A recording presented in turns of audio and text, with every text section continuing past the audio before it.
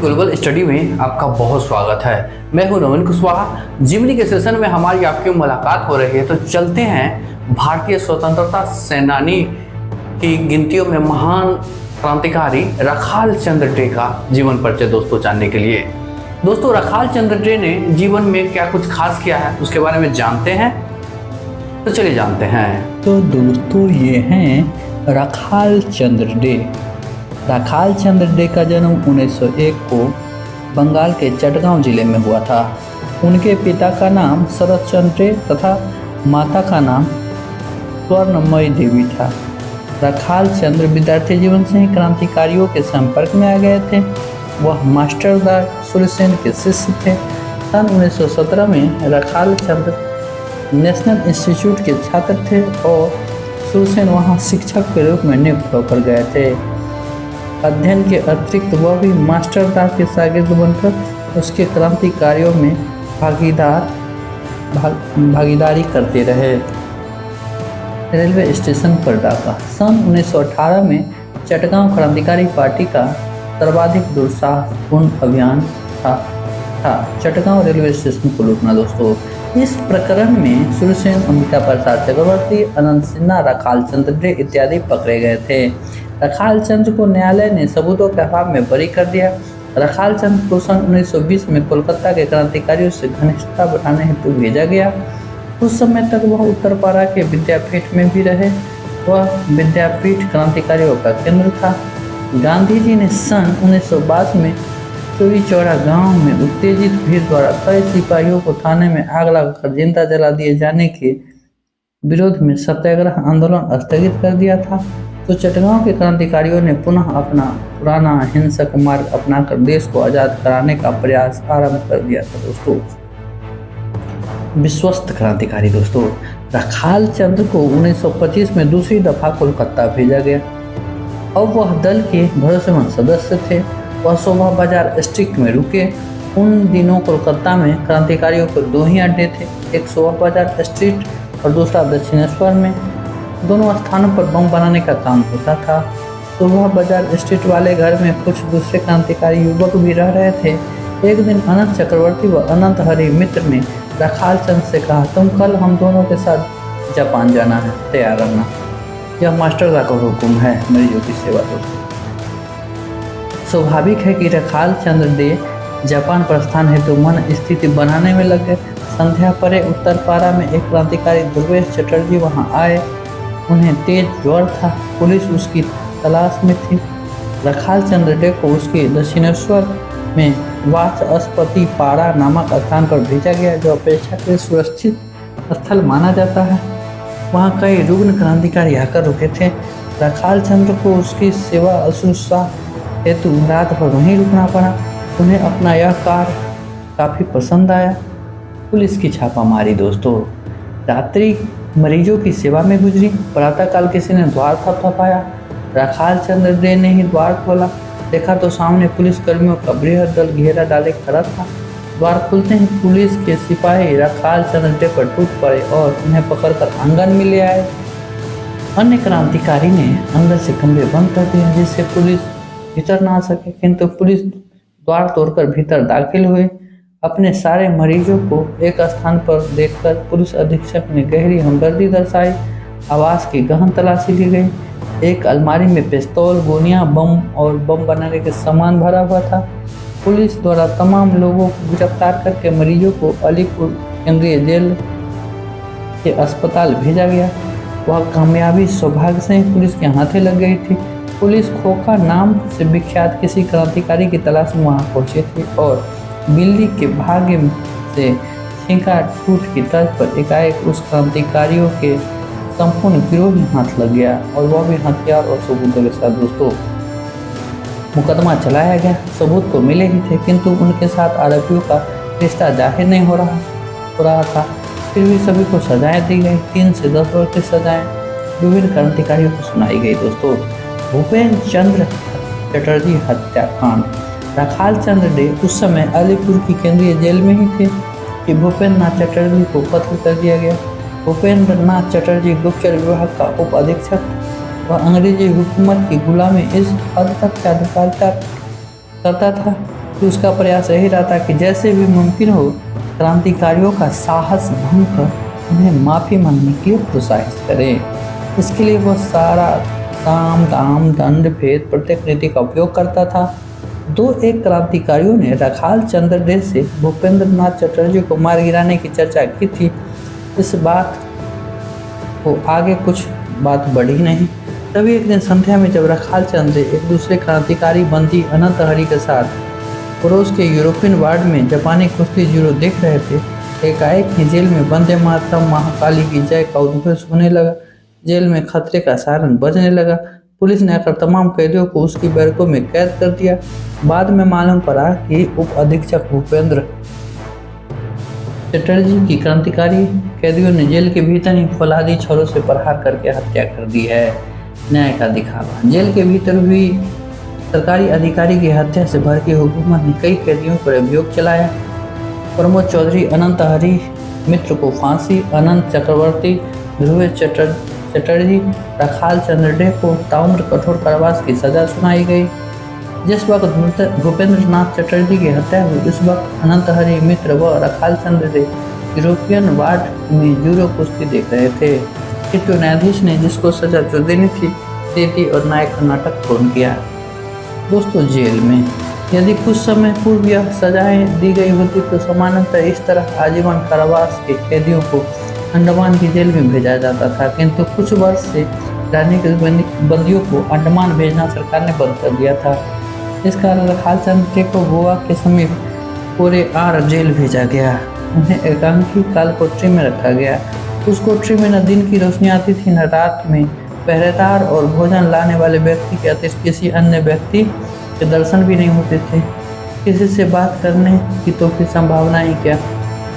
एकांत की यह कैद व्यक्ति को मौत की ओर ले जाती थी और फिर उसे विक्षिप्त करने के लिए पर्याप्त थी। निरंतर 3 माह उस कैद में रहने के पश्चात कुछ राहत मिली। लोगों से मिलने जुलने की इजाज़त मिली। सन 1930 में गांधी जी ने दूसरी दफा सत्याग्रह आंदोलन आरंभ किया था, जिससे जेलों में सत्याग्रहियों का मेला लग गया था। अहिंसा की ओर। दोस्तों, हिंसा के मार्ग पर चलने वाले रखाल चंद्र सत्याग्रहियों का मेल मुलाकात करने पर गांधी जी अहिंसक मार्ग का पथिक बन गए। यह परिवर्तन एक अनोखी घटना से आया। कोरियार जेल में एक वार्डन था, रहमान खान। वह ठीकने कद का था। बीमारी और दुर्व्यसन ने शारीरिक रूप से उसे कमजोर कर दिया था, किंतु उसकी पशुता और क्रूरता तब भी बरकरार थी।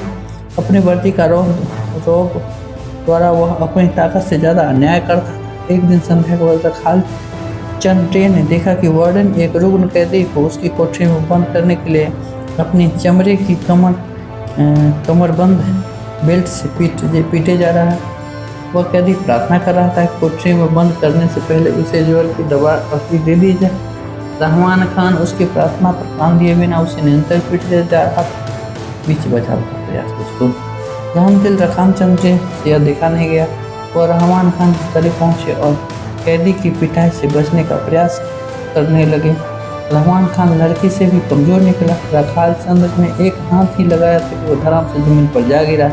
रखाल चंद्र ने सोचा कि अब उन्हें पुनः काल कोठरी की सजा दी जाए, किंतु वैसा कुछ नहीं हुआ। रहमान खान कुछ देर के पश्चात उठ खड़ा हुआ। उसने तमाम कैदियों को उसकी कोठरियों में बंद कर दिया। आशंका के खिलाफ उसने शिकायत भी नहीं की। अगले दिन एक प्रौढ़ उम्र के सत्याग्रही बंदी ने आकर रखाल चंद्र से पूछा, क्या आपने कल रहमान खान को मारा था? नहीं, मैंने उसे पीटा नहीं। मैं उसे उस कैदी को पीटने से रोकने लगा, तभी वह जमीन पर गिर गया, किंतु उसे दंड मिलना चाहिए था। अहिंसा का संदेश मिला। सत्याग्रही ने संयत मुद्रा में देख की सभी बातें सुनी। फिर सत्याग्रही महोदय ने सहज मुस्कान के साथ कहा, दुष्ट को दंड देने का हक महज ईश्वर को है। हम और तुम तो इस संसार में दुष्टों को दंड देने के लिए नहीं भेजे गए। हमारा कार्य पीड़ितों की सेवा करना है। हमें रहमान खान की सेवा करनी और उस कैदी की भी। इस तरह एक लंबा उपदेश सत्याग्रहियों द्वारा दिया गया जो सरगर्भित था। इस उपदेश का रखाल चंद्र पर इतना व्यापक प्रभाव हुआ कि वह अपने दिलों की गहराई से गांधीवादी और अहिंसक विचारधारा के पोषक बन गए। यूँ तो रखाल चंद्र डे ताउम्र कारावास का दंड दिया गया था, किंतु सन 1933 में उन्हें अंडमान भेजने की मंशा से कलकत्ते के अलीपुर जेल में भेजा गया। वहाँ चटगांव शस्त्रागार लूट के कई क्रांतिकारी कैदी अंडमान भेजने के लिए एकत्रित किए गए थे। लगभग शताधिक कैदी प्रथम टोली में अंडमान भेजे गए। अंडमान की कोठरिया जेल में न सिर्फ भोजन ही गंदा और बासी रहता था, जेल के कैदियों का बर्ताव भी असहनीय और अपमानजनक रहता था। इस प्रथम टोली में जो क्रांतिकारी अंडमान आए थे, उनमें से कुछ कैदी वे थे जो लाहौर सुधारों की मांग को लेकर 112 दिन की लंबी भूख हड़ताल कर चुके थे। उनके प्रोत्साहन पर अंडमान की जेल में भी भूख हड़ताल आरंभ कर दी गई। अंडमान के जेल कर्मचारी खुद को ज़्यादा कठोर मानते थे। उन्होंने राजनीतिक कैदियों की मांगों पर विचार करने के बजाय उन्हें जबरन तरल भोजन रबर की नली से पिलाने का प्रयास किया। इस प्रयास में महावीर सिंह, मोहित मित्रा व मोहन किशोर की मृत्यु हो गई। नली से पिलाया जा रहा दूध पेट में नहीं जाकर श्वास नली द्वारा फेफड़ों में पहुंच जाता था। यह पूर्णतः बेरहम हत्याएं थी, किंतु अंग्रेजी शासन में उसका कोई सुनवाई नहीं था। यह भूख हड़ताल 46 दिन तक चली। अखबारों में इसका काफ़ी प्रचार हुआ। अंततः क्रांतिकारियों की ज़्यादातर मांगों को मान ली गई। रखाल चंद्र डे ने भी इस भूख हड़ताल में भाग लिया। फूट पैदा करने का प्रयास दोस्तों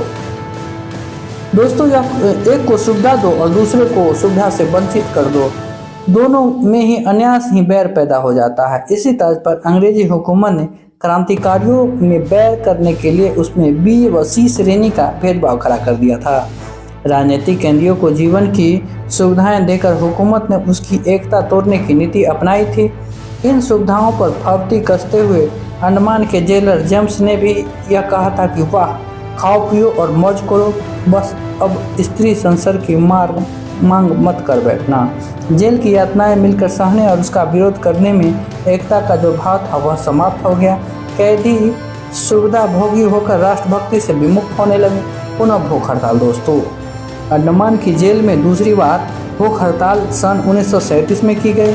इसमें यह मांग की गई कि राजनीतिक बंदियों को अंडमान से हटाकर हिंदुस्तानी कारागृहों में रखा जाए। सन 1935 में भारत शासन अधिनियम के मुताबिक सन 1937 में प्रांतीय विधानसभा चुनाव हुए थे। उनमें 7 प्रांतों में कांग्रेस ने पूर्ण बहुमत की सरकार बनाई थी।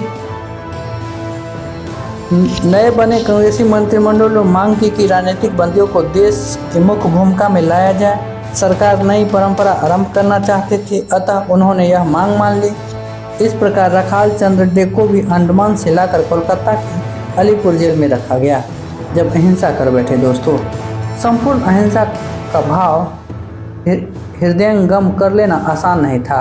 रखाल चंद्र डे ने यह मान लिया था कि वह अहिंसा व्रत में दक्ष हो गए हैं। वह विश्वास कितना बेदम था यह अलीपुर जेल में साबित हो गया। अलीपुर जेल में रखाल चंद्र डे को कार्य करने हेतु कारखाने में ले जाया जा रहा था। कारखाने के द्वार पर एक पठान वादन कैदी की जमा तलाशी ले रहा था। रखाल चंद्र डे ने जिस्म पर कंबल डाले हुए था। पठान वार्डन तलाशी लेने लगा तो अंडमान की सुविधाओं के अभ्यस्त रखाल चंद्र डे ने कहा, तुम कहीं पागल तो नहीं हो गए हो? पठान वार्डन ने रोष में आकर अपनी पेटी खोलकर हाथ में ले ली और गाली देते हुए कहा, खोचा, हम विपरीत दिखाई पड़ती है तेरे को। इससे पूर्व वह अपनी बात पूर्ण कर पाता, रखाल चंद्र डे ने अपने बलिष्ठ हाथ का ताकतवर तमाचा उसके गाल पर जड़ दिया। पठान पल भर को हड़बड़ा कर रह गया, किंतु फिर रखाल चंद्र डे पर पील पड़ा। अब एक अंग्रेज अधिकारी ने उन दोनों को किसी प्रकार अलग करवाया। दूसरे राजनीतिक कैदियों ने रखाल चंद्र की हिमायत करते हुए कहा, रखाल दादा, तुमने ठीक किया, उस वार्डन को सज़ा मिलनी ही चाहिए थी। तब अंग्रेज अधिकारी ने राय दी, आप कहिए कि मैंने उसे थप्पड़ मारा ही नहीं था। सह आचरण का प्रभाव। अहिंसा के पथ पर पथिक बने रखाल चंद्र डे सहज मानवेतर स्वभाववश गाली के कारण उपजे क्रोध से उचेली होकर हाथ तो उठा चुके थे, किंतु अब वह झूठ बोलने के तत्पर नहीं हुए। उन्होंने कहा, चाटा मैंने मारा है, उसने मुझे गाली दी है, क्रोधवश मैंने चाटा मार दिया। जुर्म कबूल कर लेने पर भी रखाल चंद्र डे को उस जुर्म के लिए कोई दंड भोगना नहीं पड़ा। सन 1938 में डे ने अपने कारावास से कुछ शीघ्र रिहा कर दिए गए। ताउम्र कैद की सज़ा 20 वर्ष मानी जाती है। सद आचरण का ही प्रभाव था कि उन्हें 8 वर्ष पूर्व ही जेल से मुक्ति मिल गई। रिहा होने के पश्चात उन्होंने अपने जीवन में गांधीवादी विचारधारा को स्थान प्रदान किया। उन्होंने विद्याश्रम नामक गांधीवादी संस्था के लिए कार्य करते हुए अपना शेष जीवन गुजार दिया। दोस्तों ये था रखाल चंद्र डे का जीवन परिचय। आपको कैसा लगा आप अपने उत्तर कमेंट में दे सकते हैं। वीडियो अच्छा लगे तो चैनल को लाइक शेयर सब्सक्राइब कर सकते हैं। मिलते हैं नेक्स्ट वीडियो में, तब तक अपना बहुत ख्याल रखिए। धन्यवाद।